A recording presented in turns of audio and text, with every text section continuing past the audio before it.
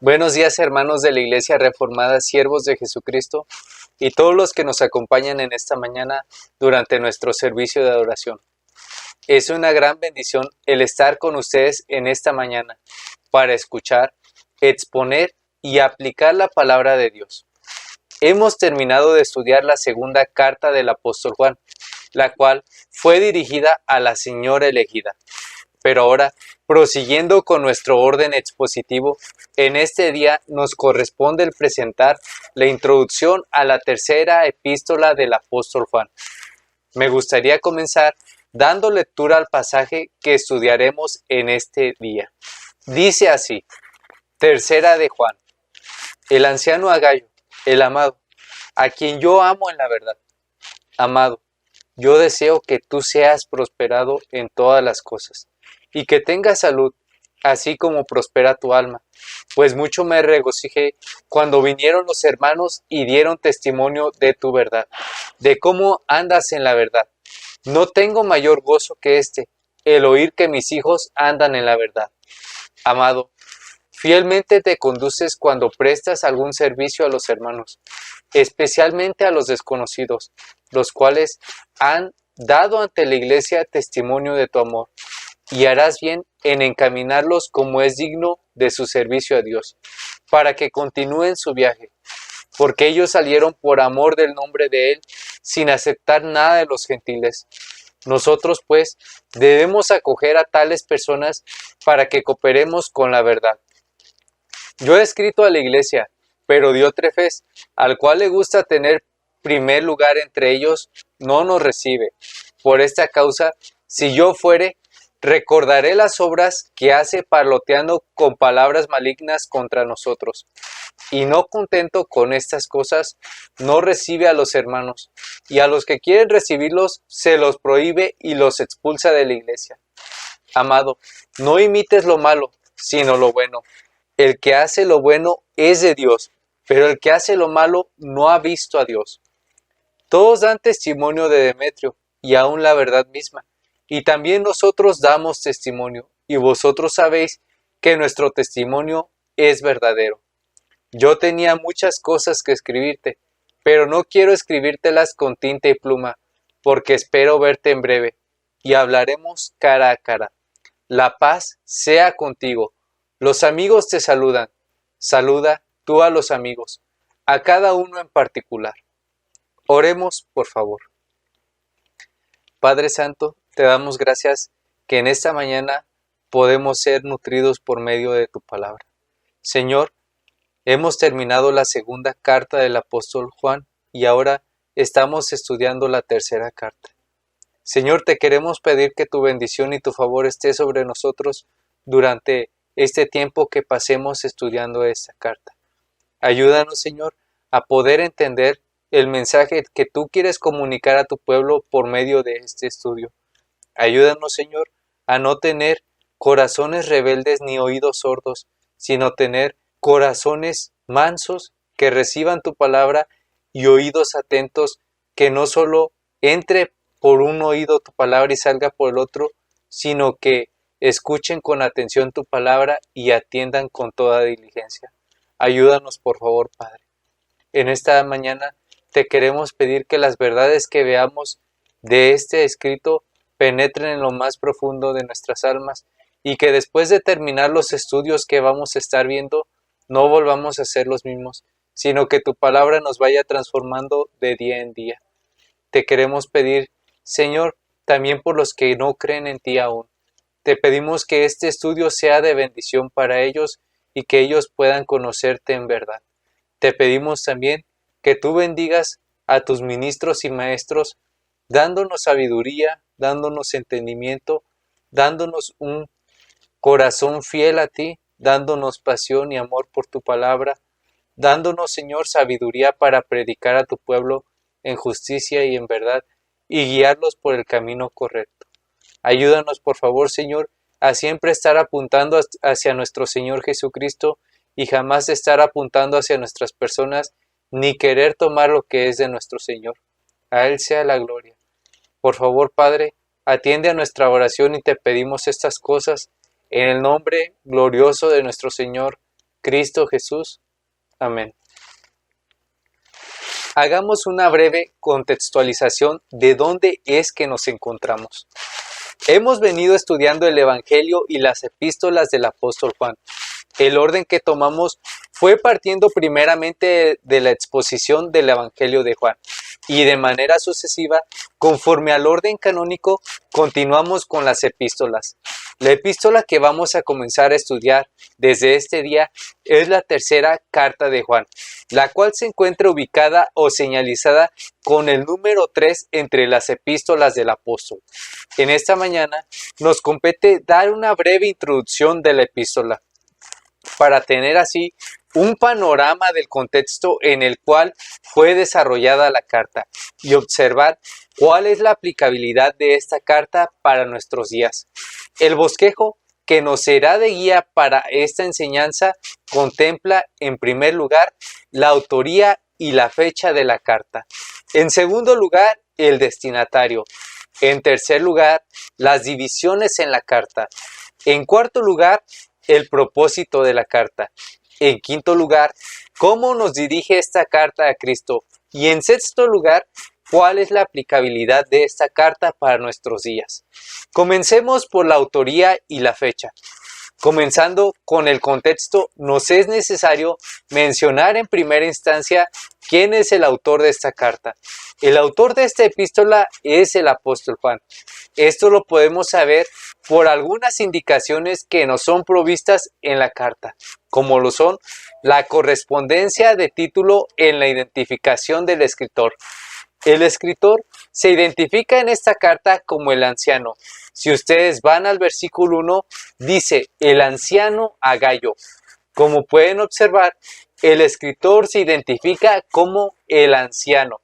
Esta palabra tiene relación con el título que es utilizado por el escritor de la segunda carta de Juan.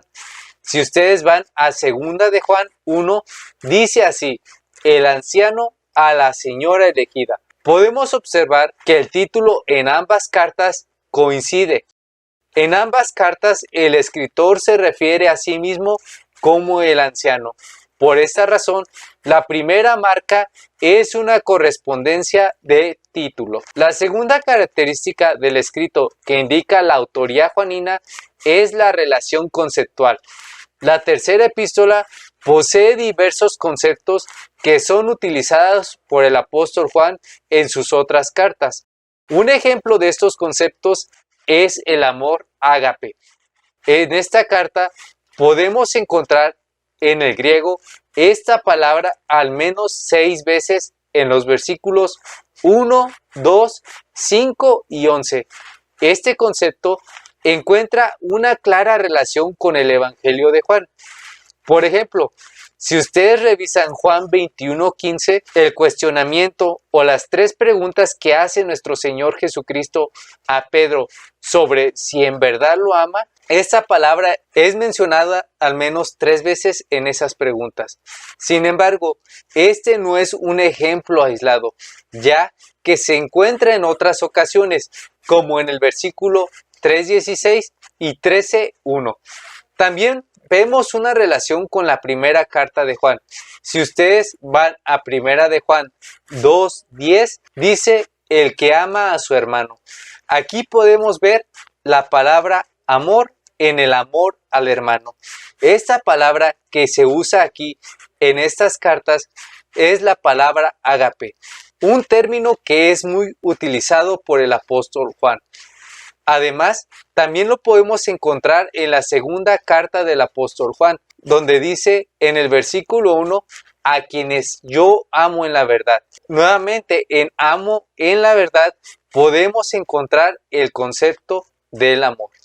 Estos son solo unos pocos ejemplos, pero lo que les quiero transmitir es que no cabe duda que el apóstol Juan fue marcado por el amor de nuestro Señor Jesucristo.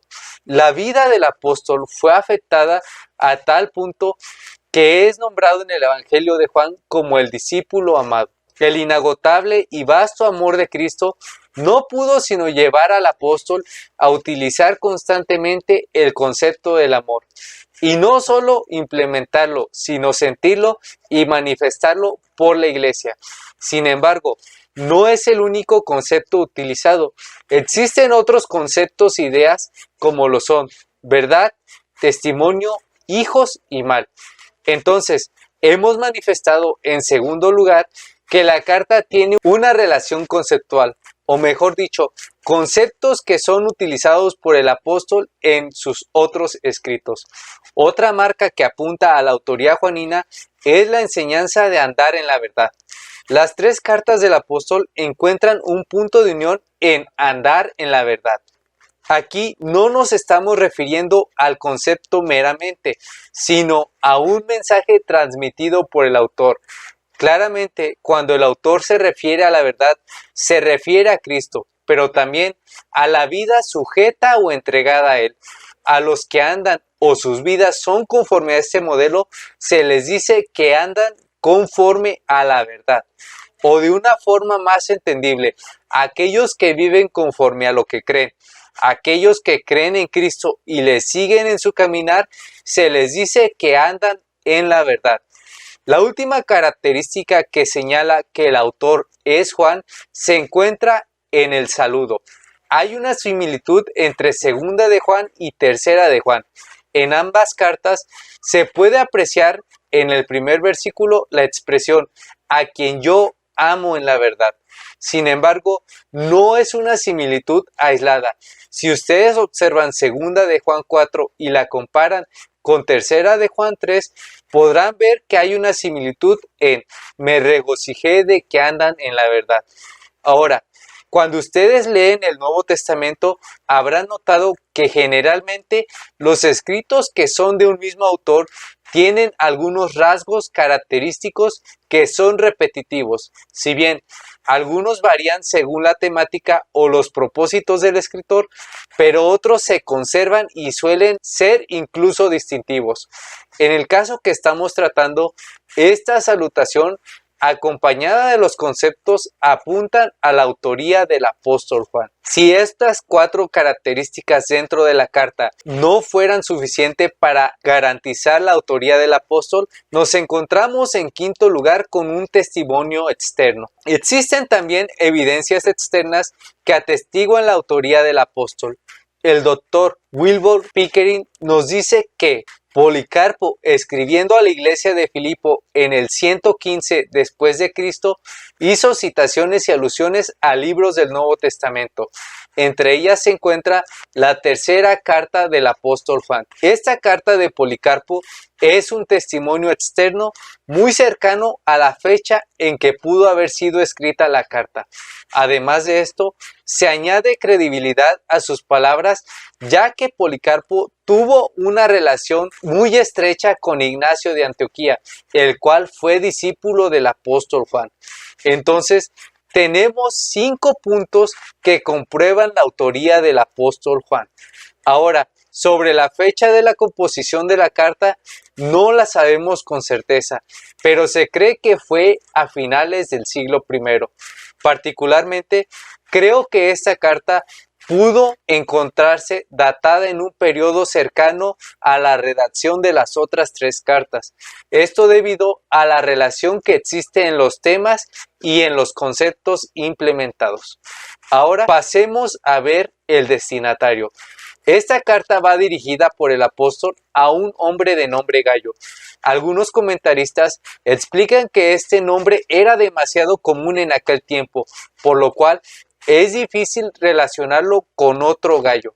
Gayo era un creyente que había abrazado la verdad.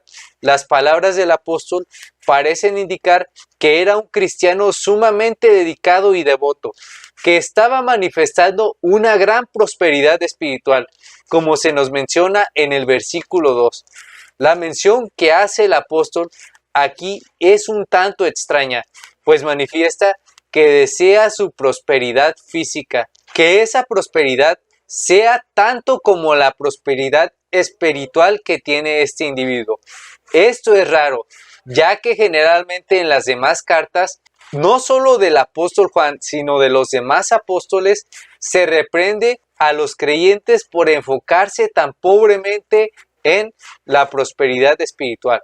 Pero Gallo no era un hombre así. Él no era un hombre pretencioso que se hacía fama a sí mismo. No, él era lo contrario. Juan nos dice que algunos hermanos habían dado testimonio de la manera en cómo se conducía Gallo en su diario vivir. Esto quiere decir que Gallo no era un hombre presuntuoso, hambriento por la fama o el reconocimiento. Sus acciones no iban dirigidas a ganar algún puesto dentro de la iglesia, sino que el único interés de Gallo era buscar conformar su vida en concordancia, en obediencia y en amor a la verdad que le había sido transmitida por el apóstol y germinada en su corazón por el Espíritu de Dios. Gallo había provisto atención y cuidado a los hermanos que obraban de forma misionera. Esto lo podemos deducir por el versículo 8, donde el apóstol le escribe: debemos acoger a tales personas. Y el versículo 10, donde dice: no recibe a los hermanos. Entonces, Gallo no era solamente próspero espiritualmente, sino un hombre hospedador, preocupado por el avance del reino de Dios. Se piensa que Gallo tenía alguna clase de enfermedad o malestar físico. Esta deducción surge del versículo 2. Sin embargo, la incapacidad física no es un impedimento para que Gallo pueda servir al Señor y a sus hermanos, sino algo que hace resaltar su amor y devoción por el Señor. Habiendo tratado con el destinatario, ahora pasemos a ver las divisiones de la carta. En primer lugar, he observado que la carta tiene al menos 6 divisiones. La primera se encuentra en los versículos 1 al 4.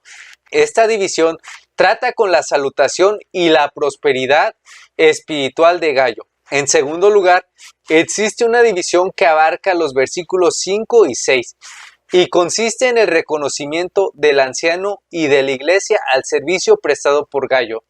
En tercer lugar, existe una división que comprende los versículos 7 y 8 y explica la razón por la cual se debe recibir a los hermanos. En cuarto lugar, hay otra división ubicada en los versículos 9 y 10 y manifiesta un opositor con gran influencia dentro de la iglesia. En quinto lugar, existe una división que se encuentra en los versículos 11 y 12 y trata con el buen testimonio de Demetrio. Y en sexto lugar, la última división abarca los versículos 13 y 15 y explica la razón por la cual se debe recibir a los hermanos. Ahora vayamos a ver el propósito de la carta. La carta, escrita por el apóstol Juan, es dirigida a Gallo, con el propósito de animarle a que continúe realizando su labor de recibir a los hermanos que acudían a ministrar a la iglesia, ya que estos hermanos habían salido por el amor del Señor para apacentar su rebaño. Además de esto, habían sido comisionados para tal labor y contaban con el testimonio apostólico para servir de dicha manera. La contrariedad que existe entre esta carta y la segunda carta es que, mientras en esta carta se llama a recibir a los que son enviados, en la segunda carta se llama a no recibir a los que vienen enseñando otra doctrina. En esta carta, el apóstol primeramente reconoce la obra en el Señor que Gallo ha venido haciendo. Consecuentemente, se le manifiesta un problema que ha estado persistiendo por algún tiempo con un hombre de nombre Diótrefes. Y finalmente, se le solicita recibir a Demetrio. Este Diótrefes era un personaje con un puesto importante dentro de la iglesia. Se cree que era un ministro. Sin embargo, su enseñanza solo consistía en una comprensión racional de la verdad, ya que en la práctica negaba lo que conocía al no recibir a los hermanos. Esto seguramente era debido a que estaba envanecido y tenía temor de que otros predicadores fueran reconocidos por la congregación más que él. El nombre Diótrefes significa alimentado por Zeus. No parece haber indicaciones de que el nombre tenga una relación con su carácter, pero sí nos puede indicar que muy probablemente era griego. El problema con este maestro no era que hubiera predicado alguna herejía, pero sí que al resistir a los hermanos y no recibirles, se oponía a la verdad. Hay algunos comentaristas que incluso defienden a Diótrefes, pero en mi opinión, conectando las enseñanzas de Juan del amor a los hermanos y el permanecer en la verdad, creo que Diótrefes no compartía estos principios e incluso los resistía, por lo cual creo que bien pudo haber sido un falso maestro, ya que los falsos maestros no son solo los que enseñan herejías, sino también los que buscan preeminencia, causan divisiones y se oponen a la verdad o a los ministros de la verdad. Ahora, ¿cómo se oponía Diótrefes a la verdad? No recibiendo a los hermanos que eran enviados a la iglesia y resistiendo aún al mismo apóstol Juan.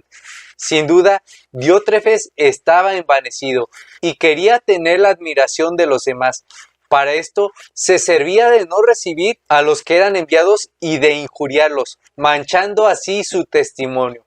Los males cometidos por Diótrefes se podrían resumir en no sujetarse a la autoridad apostólica, no recibir a los ministros de Dios, injuriar o calumniar a los que eran enviados y expulsar de la iglesia a los hospitalarios. Contraste a las malas obras de este falso ministro, se pide a Gayo recibir a Demetrio, un fiel hermano de buen testimonio, el cual se infiere que participaba en la labor misionera de acuerdo con el versículo 7. De esta manera, el propósito de Juan es hacer la petición a Gayo de recibir a Demetrio y advertir del mal practicado por Diótrefes. Ahora, ¿cómo nos dirige esta carta a Cristo? La carta nos dirige a Cristo en diversas formas. Claro que el vocabulario de Juan nos dirige a Cristo por medio de conceptos tales como el amor y la verdad. También las enseñanzas como la del amor a los hermanos nos recuerda el amor en el cual instruyó Cristo a sus apóstoles, el infinito estándar del amor el cual enseñó Cristo a sus discípulos y el cual recuerda el apóstol en su enseñanza. Este estándar es el amar con el amor que Él nos ha amado. Una clase de amor que no tiene altura, anchura o profundidad. Un amor que lo es todo. Un amor que es santo. Un amor como ningún otro amor. Es el amor perfecto y puro con el que Cristo nos amó y nos llama a compartir y tener comunión en ese amor con los hermanos. Otra enseñanza que nos dirige a Cristo es la de la verdad, el andar en la verdad. Esta enseñanza no está meramente dirigida a andar como Cristo anduvo, aunque sí es importante, pero la idea abarca el andar en Cristo, vivir en Cristo, porque Cristo mora en nosotros. El mundo para el creyente no son más los caminos extraños o confusos con dirección al infierno, sino que el mundo para el creyente, el camino, su vivir, se encuentran en Cristo y en su palabra. Una cosmovisión distinta a la del mundo, una apertura del entendimiento, un abrir de ojos, un nacer espiritual, un cambio en el corazón, una esperanza inconmovible en la veracidad de las promesas de Dios, una muerte espiritual al pecado y una resurrección para la justicia, el amor, la obediencia en Cristo Jesús. Y podemos mencionar otras relaciones como la multiformidad de los dones del Señor, del testimonio o de la comisión evangelística. Pero estas las estaremos estudiando conforme vayamos abarcando la carta. Ahora, en sexto lugar, veamos de manera general cuál es la aplicabilidad de esta carta para nuestros días. Esta carta, aunque es muy breve, tiene varias aplicaciones que confrontan al creyente, como lo es la prosperidad de Gayo. Sin duda, este es un tema que hace inclinar la cabeza a más de alguno de nosotros, puesto que Gayo muestra un gran interés por la obra del Señor, a tal punto que es más próspero en su bienestar espiritual que en su bienestar físico. En segundo lugar, se expone una segunda aplicación que implica el servicio y la hospitalidad brindada por Gayo. En tanto que la primera aplicación se centra en su prosperidad espiritual, esta segunda se centra en la actividad que realiza por el amor al Señor y a la iglesia.